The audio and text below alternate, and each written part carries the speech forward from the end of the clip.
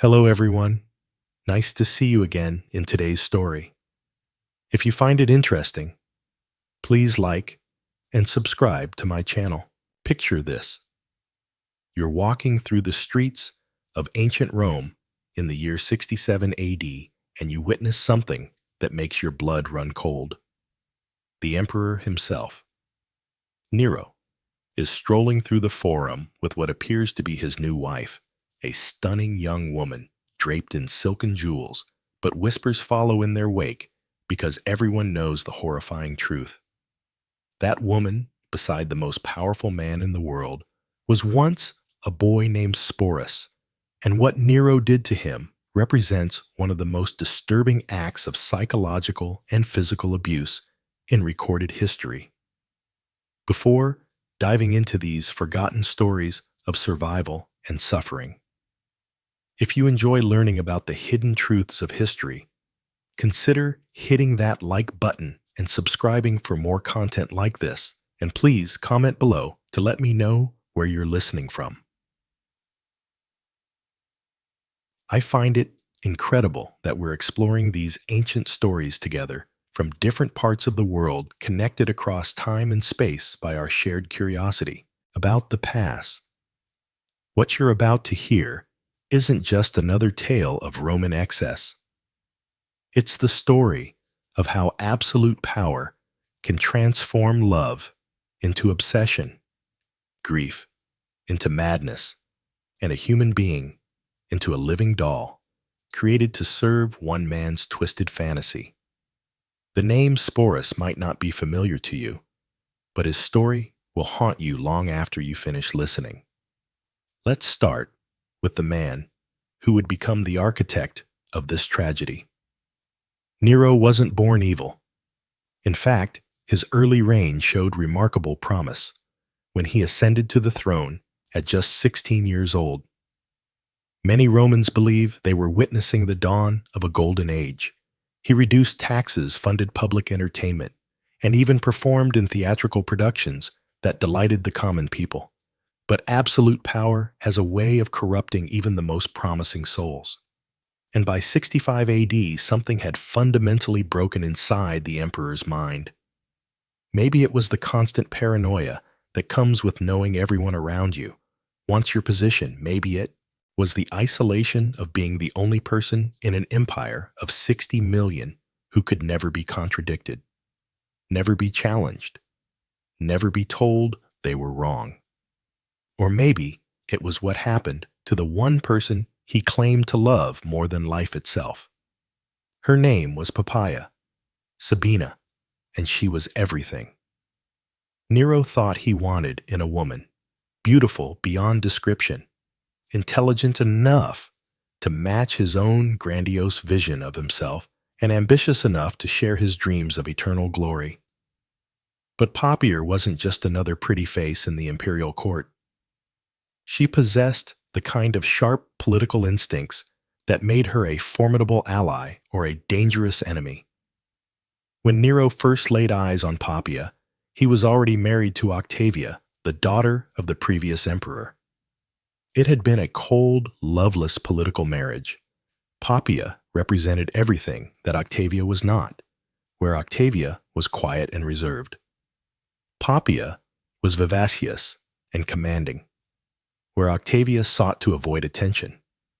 Poppaea reveled in being the center of everyone's gaze. The affair between Nero and Poppaea began as a typical Roman scandal. But what started as adultery quickly evolved into something much more dangerous: genuine obsession. Nero wasn't just attracted to Pompeia's beauty.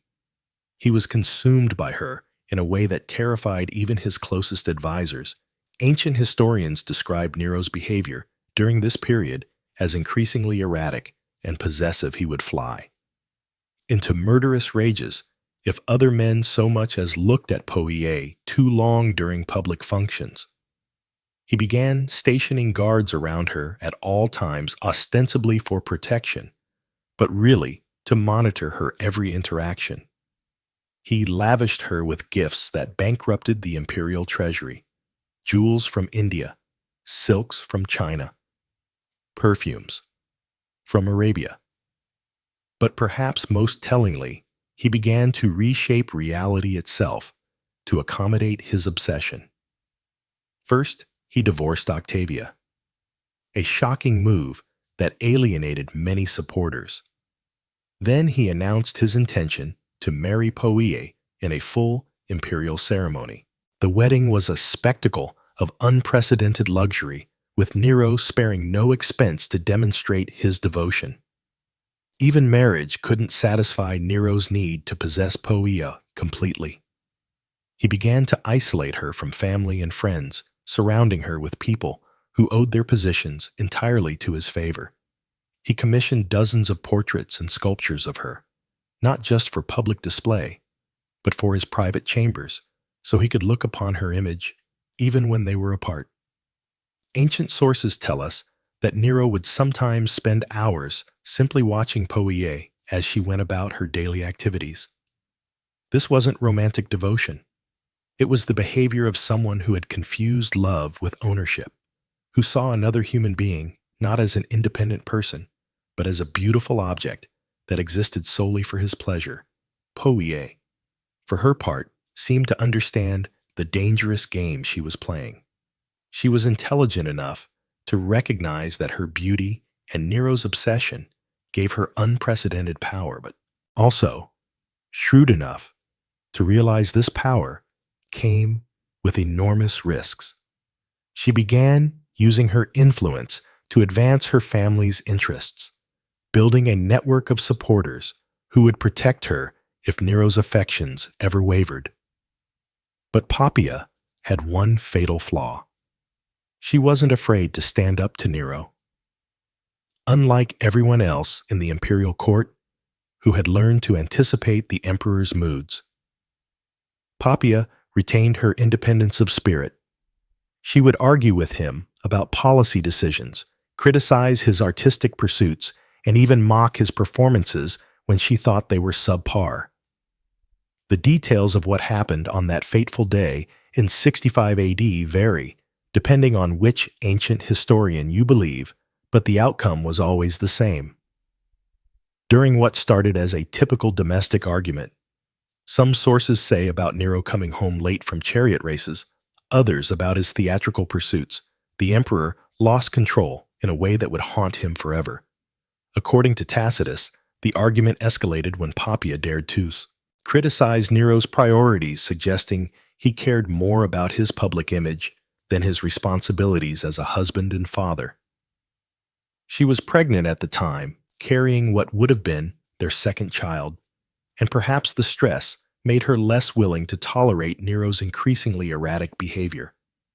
What happened next has been debated by historians for centuries, but the consensus is that Nero, in a fit of rage, either kicked or struck his pregnant wife with such brutal force that she suffered fatal internal injuries. Some sources suggest it was a single blow to her abdomen. Others describe a sustained attack that left her bleeding and unconscious on the marble floor. Imagine the moment when Nero realized what he had done. The man who commanded 30 legions, who could have anyone executed with a word, who was worshipped as a god in eastern provinces, had just destroyed the one thing he actually cared about. The woman he had obsessed over was dying because of his own uncontrolled violence. Ancient sources describe the scene that followed as one of the most pathetic in imperial history. Nero reportedly threw himself on Poppia's body, alternately begging her forgiveness and commanding her to live, as if his imperial authority extended even over death itself. He summoned the best physicians in Rome, offering them fortunes to save her life, threatening them with torture if they failed. But it was too late. Poie died within hours, taking with her the unborn child who might have been Nero's heir. In that moment, something fundamental broke inside the emperor's mind. The grief that followed wasn't just emotional devastation. It was a complete break with reality. Nero's mourning became legendary. He refused to have property as body burned, according to Roman custom. instead having it embalmed and placed in a tomb more elaborate than those of previous emperors. He declared her divine, established a cult in her honor, and spent days talking to her corpse as if she could still hear him. The imperial court, now, had to navigate an even more treacherous landscape. Courtiers were expected to participate in the fiction that Papaya was somehow still alive, referring to her in present tense and leaving her favorite seat empty at banquets. Anyone who suggested the emperor should move on was immediately exiled, or worse. It was during this period that Sporus first entered Nero's line of sight. Though the young man had no idea he was walking into a nightmare. Sporus was probably around 14 or 15. Born into slavery in the imperial household and freed as a child, he had been raised within the palace walls, receiving education that prepared him for administrative duties. This was actually a position of relative privilege. Freedmen in imperial service often enjoyed better conditions than freeborn citizens of lower classes.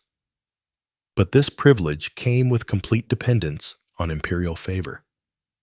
Freedmen owed everything to their former master's generosity, creating absolute vulnerability. They could be elevated to great influence, but also discarded, punished, or killed on a whim with no legal recourse.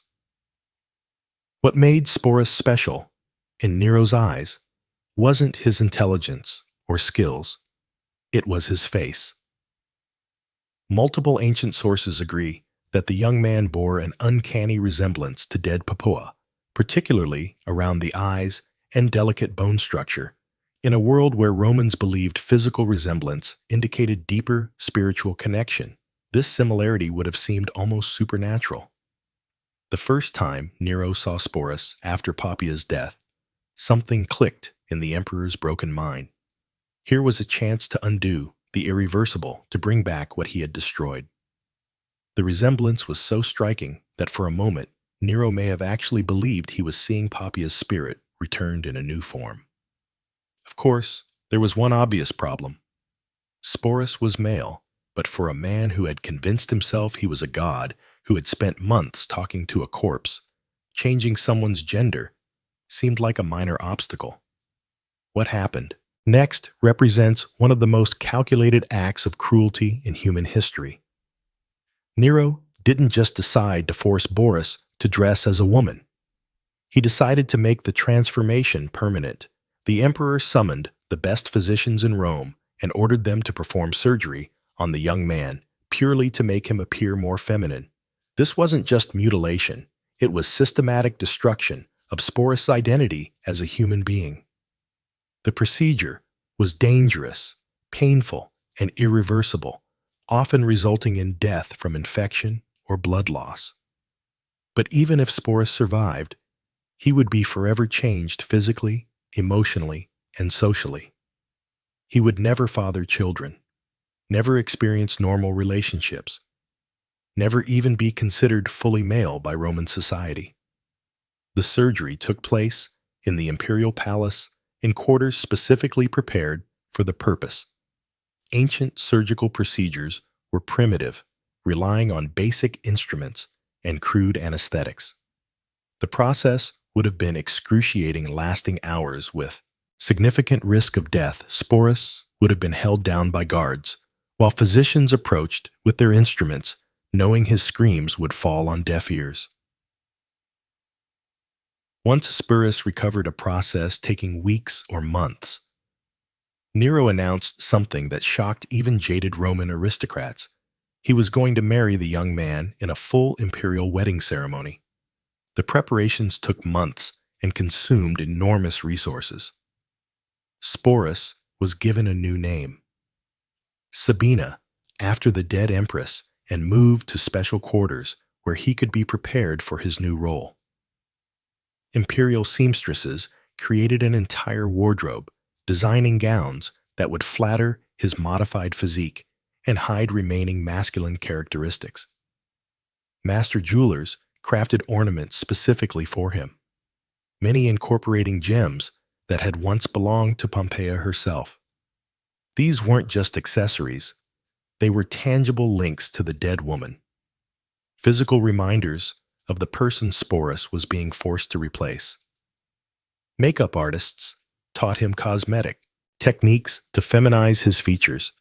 They showed him how to use kohl to make his eyes appear larger, how to apply rouge for rosy cheeks, how to use powders to soften facial angles.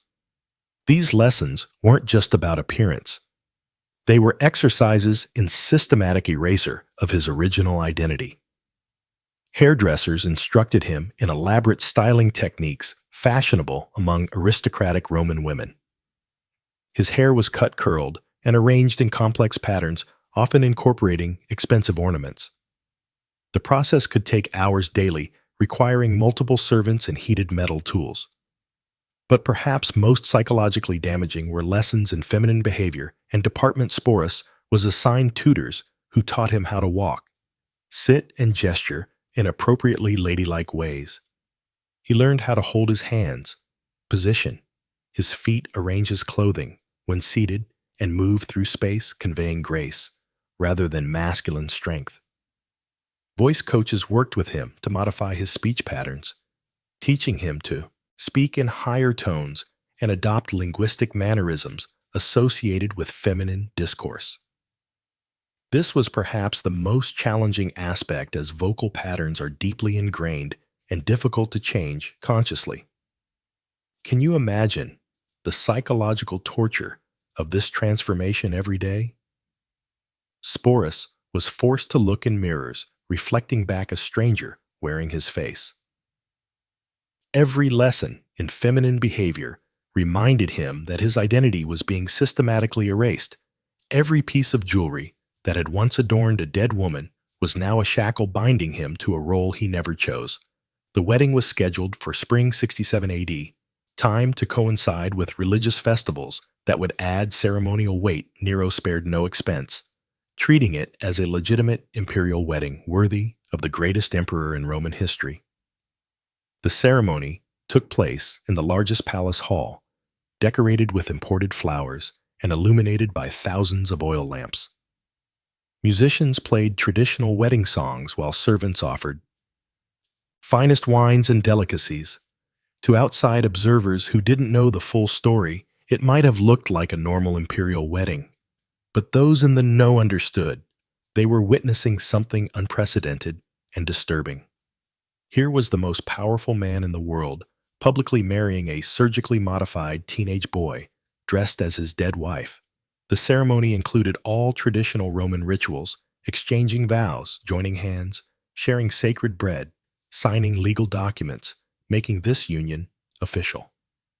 The guests played their parts with accomplished acting skills, offering congratulations and expensive gifts while maintaining appropriate joy.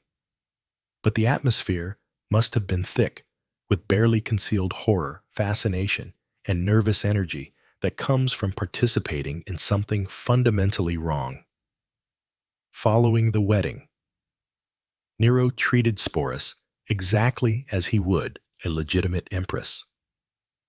The young man received his own household staff quarters within the palace complex and income from the imperial treasury. He had his own litter for traveling horses, for riding, and retinue of supporters. But all this apparent luxury came with a terrible price: complete erasure of his original identity and constant performance of a psychologically devastating role. Sporus was expected to accompany Nero to public functions, sit beside him at state dinners, and play the devoted wife in all interactions. This wasn't just about appearances. Nero genuinely seemed to believe he had successfully resurrected Poie. He would call Sporus by his dead wife's name, reminisce about shared memories that had never happened, and expect responses maintaining the elaborate fiction. For Sporus, every day became a high-stakes performance where the slightest mistake could mean death. He had to remember not just how to look and act like a woman, But how to respond? As if he were popular herself when Nero mentioned events from his previous marriage, Sporus had to react as if he remembered them personally. Ancient sources describe Sporus as becoming increasingly skilled at this deception, developing an almost supernatural ability to anticipate Nero's moods and respond appropriately. But they also note he grew more withdrawn and melancholic as time passed, though he continued playing his assigned role perfectly in public. The psychological strain is almost impossible to imagine. Every morning, Sporus woke in rooms decorated to remind him of a dead woman he'd never met. Every mirror reflection bore no resemblance to his original appearance. Every conversation required pretending to be someone else, having memories and experiences that weren't his own. For over 2 years, Sporus lived this bizarre existence, but his ordeal reached new heights when Nero decided to tour Greece.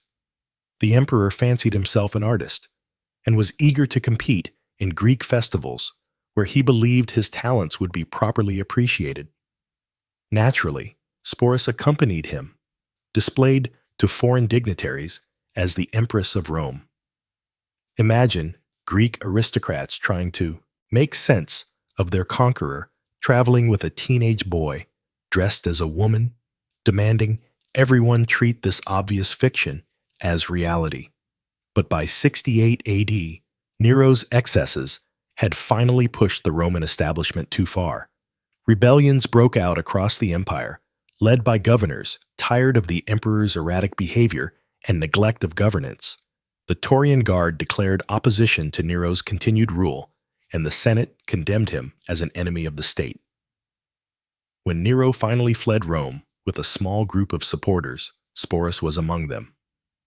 Even facing death, the emperor couldn't leave behind his living reminder of Poyer.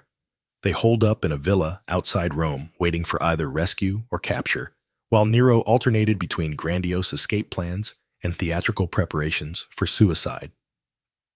When word came that enemies were closing in, Nero finally chose death over capture. But his suicide left Sporus incredibly vulnerable as one of the most visible symbols of Nero's reign. He was both a valuable prize and dangerous liability for whoever claimed power next.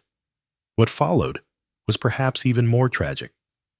Sporus became a political pawn, passed from one powerful man to another, like valuable property. First claimed by Nitius Sabinus, then by then by Vitellius, each treating him much as Nero had, keeping him dressed as a woman and calling him by Poia's name. It was under Vitellius that Sporus' nightmare reached its ultimate conclusion.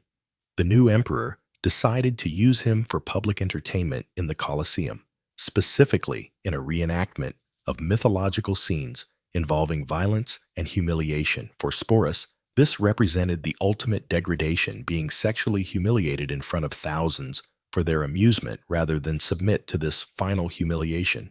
Sporus made the only choice that was truly his own in years. He took his own life, probably by poison. Sometime in 69 AD, he was probably no more than 20 years old. In death, Sporus finally escaped the grotesque theater that had consumed his life. His story became a cautionary tale about the dangers of absolute power and the human cost of imperial excess. But ancient historians seemed less interested in Sporus as a person than as a symbol of imperial decadence. What makes his story so haunting isn't just the abuse he endured, but how he was systematically stripped of identity and agency. From the moment Nero decided he resembled Poppaea, Sporus ceased to exist as an individual and became instead a canvas for the emperor's twisted fantasies. The fact that Sporus chose death over further humiliation suggests that somewhere beneath the layers of forced femininity and imperial conditioning, some spark of his original self survived his suicide, was both tragedy and final act of defiance, a refusal to be degraded further, even at the cost of his life. Perhaps most tragically, we know almost nothing about who Sporus was before his transformation. What were his hopes and dreams? What did he want to do with his life? All of that was erased when he became Nero's living doll, replaced by a performance so complete that his original identity disappeared entirely. The boy who was forced to become an empress, who endured years of psychological and physical abuse, who finally chose death over further degradation. His story deserves to be remembered, not just as a curiosity from ancient Rome, but as a testament to both human cruelty and human resilience. In choosing his own death, Sporus reclaimed the one thing denied him throughout his adult life, the power to make his own choice about his fate. His story reminds us that behind every historical narrative of imperial grandeur, there are individual human stories of suffering and survival that deserve our attention and our compassion, even across the vast gulf of 2,000 years.